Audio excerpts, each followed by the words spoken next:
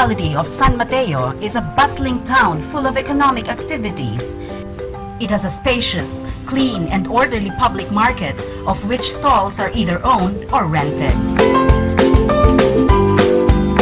It is surrounded by various privately owned business enterprises, which gives the local government unit a source of income through business permits and licenses. It is bounded by the municipalities of Cabanatuan in the north, Ramon in the south, Alicia in the east, and Alfonso Lista Ifugao in the west. One of the contributory factors that makes the town progressive is due to economic opportunities made available to its inhabitants.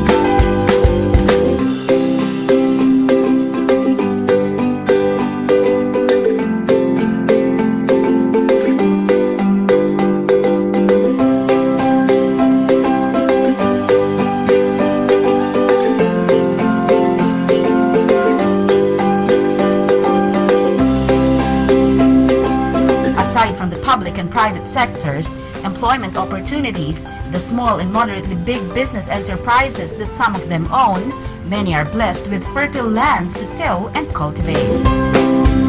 Many farmers capitalize on the resources that they have, so that it is only rice, corn, or vegetable that they grow.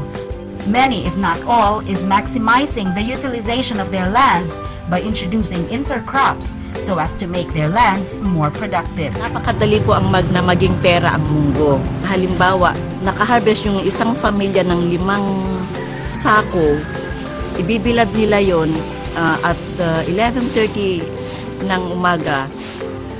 Gagawin at papagpagin na nila yun. After that, magiging munggo na siya. Agad-agad andyan ang mga bayan. Napakalaking pasasalamat namin dito sa San Mateo na binigyan kami ng Panginoon ng ganitong klase ng lupa para lang kami makapagtanim ng munggo. Walang sayang sa munggo. The introduction of munggo as an intercrop to palay after the harvest in the dry season between the months of March and June has turned out to be one of the farmers' greatest blessings. Sinimulan namin to sa pamaraang kami po'y nagpautang o PNPL kung tawagin sa mga magsasaka natin na gustong sumubok ng mga mas matataas na klase ng seeds ng munggo. Nakipagtulungan dito ang ating BAPSI, ang ating Barangay Agriculture and Fishery Council at ang ating MAPSI, ang Municipal Agriculture Council. Ito'y lumago hanggang sa umabot ng mahigit ng 7,000 hektarya sa kasalukuyan ang natatamnan ng munggo o balatong. Marami nang pinagdaanan ang programang ito ng ating pamahalang bayan, ngunit sa pangkabuuan ay nakita natin at naramdaman ng mga tao ang naibibigay nitong ginhawa o tulong sa kanila. Sa panahong walang tubig ang ating mga palayan, karamihan sa mga bukirin ay nakatiwangwang, ngunit ang bayan ng San Mateo ay makikita nating berde at maraming mga nakatanim na munggo o balatong. Tuloy-tuloy din yung ating patuloy pang pananaliksik kung ano ang mga variety ng balatong na pwede nating itanim ng buong isang taon. Meron tayong mga ginagawang mga techno-demo sites tuwing Balatong Festival sa pakikipagtulungan ang iba't ibang mga kumpanya na mayroong kaugnayan sa production ng munggo o balatong. Comparatively speaking, before the introduction of munggo to farmlands, farm workers and even some landowners experienced difficulty in meeting their basic needs. Farmers now in general are more financially secure and are able to afford men's basic needs, food, shelter, and clothing. It does not stop there. They can now afford to send their children to school, thus addressing educational concerns. They can now fulfill their needs, as they have enough savings to be able to avail the services of a medical doctor when necessary.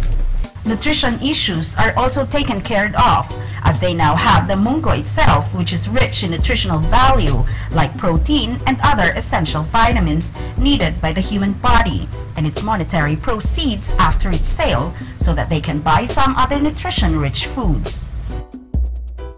The farmers indulging in farm activities during the supposed to be lean months of summer after the harvest of palay also became a crime deterrent as petty crimes like theft or burglary diminished. Ito yung nakikita ng ating lokal na pamahalaan ng bayan ng San Mateo sa pamumuno ng ating alkalde, si Mayor Amper Camili at Vice Mayor at ng buong puwersa ng Sangguniang Bayan ng bayan ng San Mateo, ay itong malaking pag-unlad ng ating mga kababayan, katulad din ng paglaki ng populasyon at yung ating mga mangangalakal na nanggagaling sa mga iba't ibang lugar, kagaya ng Kalakhang, Maynila, na nagpupunta dito sa bayan ng San Mateo, na hindi natin maikala na ang krimen na nagaganap dito sa bayan ng San Mateo ay sadyang bumaba dahil sa pag-abalahan ng ating mga magsasaka sa pagtatanim ng itong tinatawag natin na munggo. This can be attributed to the enough income earned by farm laborers, which also made them busy doing chores in the farm rather than being idle and committing crimes. Environment was also one of the concerns of the municipality's local officials before. Now, it has been addressed by planting what is considered by San Mateonians as their golden pod.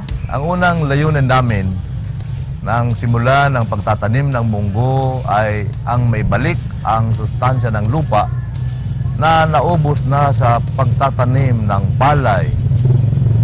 Noong nasimulan na ang pagtatanim ng munggo, nagkaroon na ng karagdagang kita ang pamahalaang lokal ng San Mateo ng halos 200 milyong piso sa bawat anihan ng munggo. Ito ay nagpapakita ng tunay ngang nagkaroon ng karagdagang kabuhayan ang ating magsasaka at ang kanilang mga pamilya. Dahil sa pagtatanim ng munggo, malaking bagay ito sa pag-unlad ng aming bayan dahil nakapagbigay ng halos libu-libong trabaho bawat taon para sa pagtatanim at pag-aani ng munggo. Ang bawat tao ay kumikita ng 200-400 piso bawat araw sa pagtatanim at pag-aani ng munggo. Dahil dito ay naglunsad ng tinatawag naming Balatong Festival na kung saan ang aming pinagpapasalamat ang mga biyayang may bibigay ng munggo o balatong sa aming bayan. Iba't ibang programa at produktong gawa sa munggo ang inilulunsad tuwing ipinagdiriwang namin ang Balatong Festival. Isa itong paraan upang bigyan daan ang pagpapakita ng pagkakaisa ng aming mga mamamayan sa aming bayan at upang magkaroon din ng malawak na kaalaman ang mga karatig bayan tungkol sa mga benepisyong na ibibigay ng munggo. Napapalawig pa ng Balatong Festival ang turismo sa aming bayan, kaya't higit na nakikilala ang bayan namin bilang munggo capital ng bansang Pilipinas. All of these are just some of the benefits derived from the production of the munggo, of which every farmer feels grateful to their local leaders who initiated the Golden Pod program. Because of this endeavor, the municipality was conferred the Galing Pook Award. It was also proclaimed the agroecological destination of Cagayan Valley through Presidential Proclamation 1685. In 2011, through Executive Order Number 23, San Mateo was declared as the Munggo Capital of the Philippines through Agriculture Secretary Proceso J. Alcala. Aside from the above mentioned, many prestigious awards are likewise bestowed to the LGU and its local officials.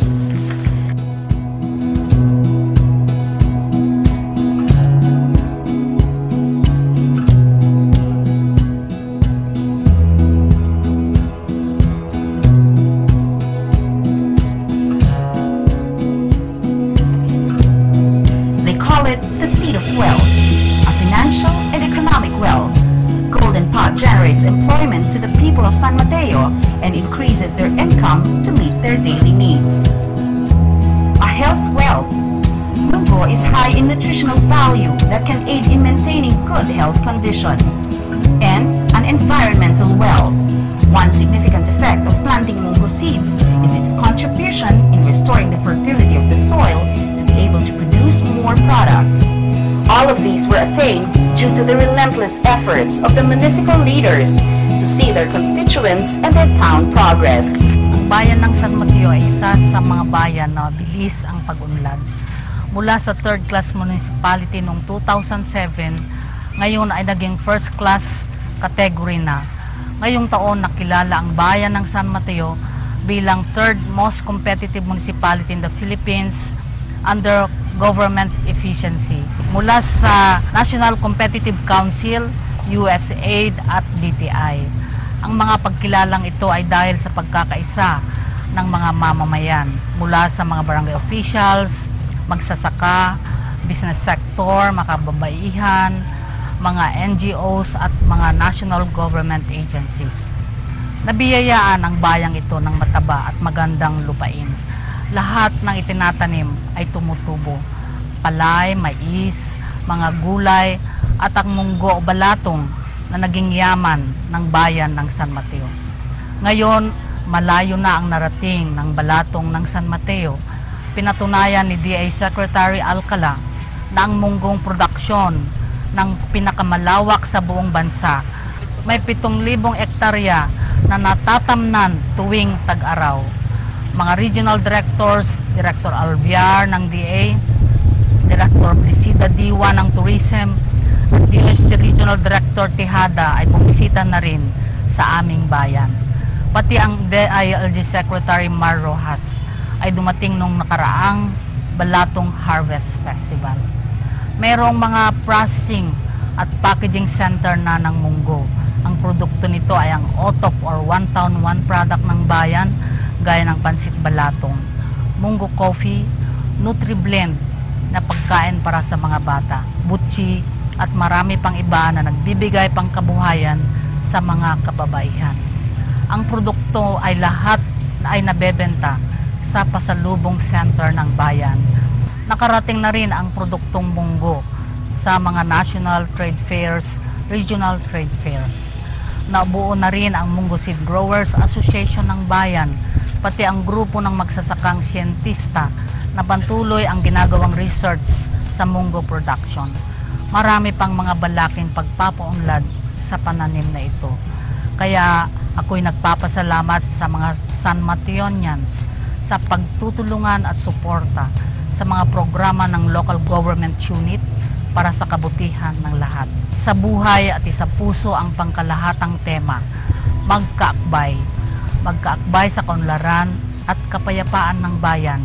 Ipagpatuloy ang galing San Mateo. Thus, everyone is committed to sustain their efforts and continue support to the programs, projects, and activities of the municipal government.